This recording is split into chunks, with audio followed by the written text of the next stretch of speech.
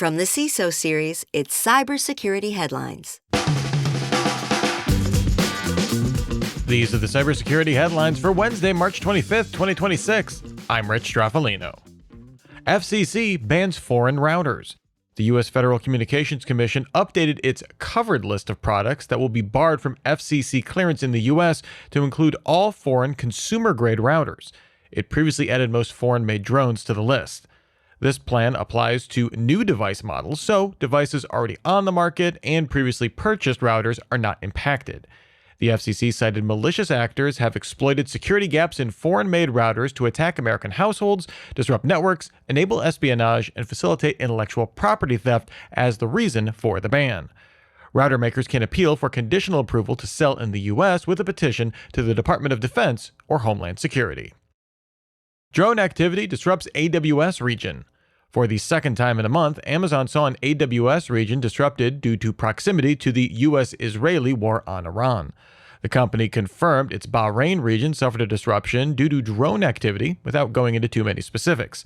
It's not clear if the facility was hit directly by a drone, it was struck nearby, or something else. It's unclear how long the disruption will last. Amazon said it's in the process of helping to migrate customers to alternate regions in the interim. Amazon said the previous drone strike on a UAE facility earlier this month caused water damage, structural damage, disrupted power delivery to our infrastructure, and in some cases required fire suppression. Crunchyroll confirmed data leak. Last week, an anonymous threat actor contacted several outlets claiming to have stolen roughly 100 gigabytes of Crunchyroll support ticket information. This information was allegedly obtained through a breached TELUS employee account. After posting the information on a few illicit forums, the anime streaming giant confirmed the data was legitimate. This contains information on about 6.8 million people, exposing IP addresses, names, emails, and partial credit card numbers. The threat actors asked for a $5 million ransom to not leak the data, but Crunchyroll did not negotiate. State Department makes a bet on Bureau of Emerging Threats. After announcing it nearly a year ago, the U.S. State Department formally launched this new entity with a mandate to protect American national security against advanced threats from foreign adversaries, specifically naming Iran, China, Russia, and North Korea. This includes cyber attacks as well as emerging threats such as quantum computing and AI-enabled attacks, and the weaponization of space. The Bureau of Emerging Threats will have 5 divisions: the Office of Critical Infrastructure Security, the Office of Cybersecurity, the Office of Disruptive Technology, the Office of Space Security, and the Office of Threat Assessment. And now thanks to today's sponsor, ThreatLocker. Least privilege isn't about distrusting users, it's about limiting blast radius. Many attacks succeed because malware inherits excessive permissions. Enforcing least privilege helps ensure that even if something goes wrong, attackers can't easily escalate access or move laterally across the environment. Learn more at threatlocker.com. U.S. Treasury considers expanding terrorism insurance to cyber. The Treasury is seeking public comment in a Federal Register notice about the effectiveness of the Terrorism Risk Insurance Program, or TRIP. This was created in 2002 in the wake of the 9/11 attacks, providing a federal backstop to make terrorism risk insurance more available. The notice specifically asked for feedback on any potential changes to TRIP that would encourage the take-up of insurance for cyber-related losses arising from acts of terrorism. Public comment will be accepted until May 8th, and the law authorizing TRIP is set to expire in 2027. Lapsus claims it breached AstraZeneca. The Lapsus extortion group added the pharma giant to its leak site. Researchers at SOC Radar report that known members of Lapsus have been boasting on illicit forums that it exfiltrated roughly 3 gigabytes of data from AstraZeneca. These allegedly include credentials, tokens, application code for controllers, repositories, services, schedulers, configuration files, and Spring Boot resources, as well as employee data. Interesting for an extortion group, there was no price set for these supposedly purloined data.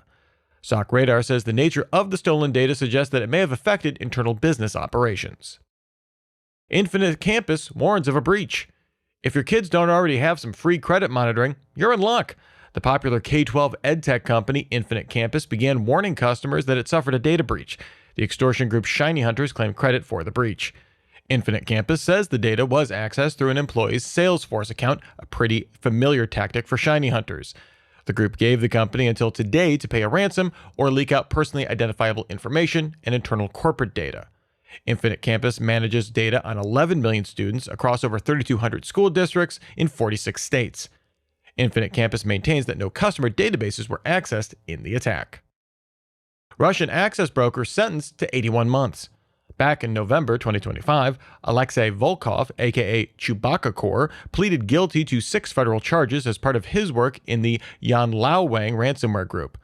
Volkov served as an initial access broker for the group, facilitating dozens of attacks, resulting in over $9 million of combined losses.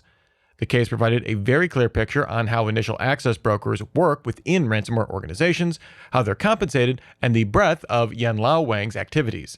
A judge now sentenced him to 81 months in federal prison.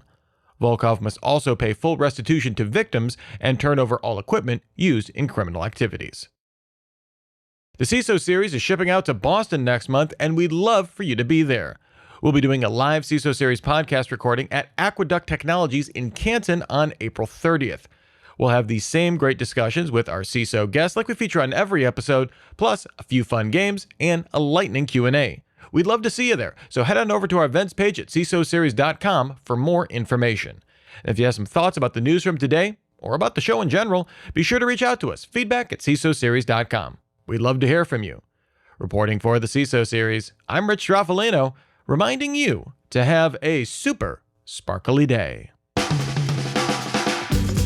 Cybersecurity headlines are available every weekday. Head to CISOseries.com for the full stories behind the headlines.